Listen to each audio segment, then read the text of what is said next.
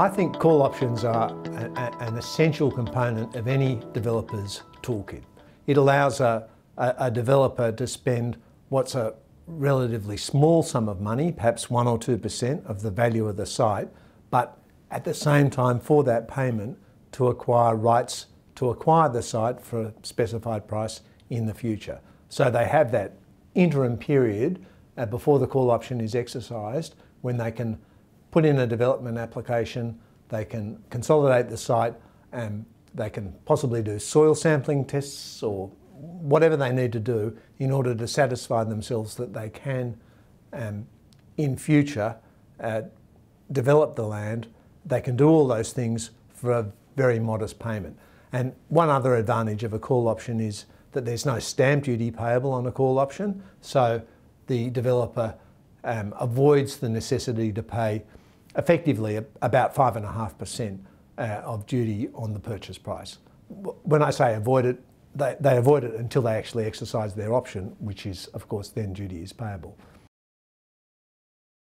Call options are quite technical instruments, and you need to be careful with them, particularly with residential land under the Conveyancing Act.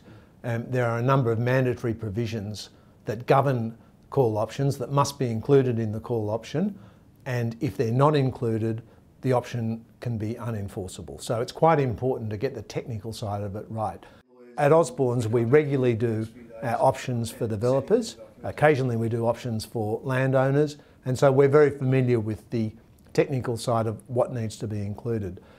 For a developer, approaching landowners in relation to options can often be quite difficult because the landowner may wish to use their own solicitor to draft the option, whereas, and that solicitor may not be familiar with, they may not do this regularly, they may not be familiar with drafting options. So we always encourage developers to see us at the beginning of the process to draft a template option that essentially has all the requirements in the document that the developer needs for the particular development, with just a schedule at the end where you can drop the items into the schedule of, the price, the land, the owner, and that sort of thing. And then the developer can approach the various targets that they have in mind to grant them the option with this template document, and then they can go from there, refer the matter to their own solicitors and have our document completed.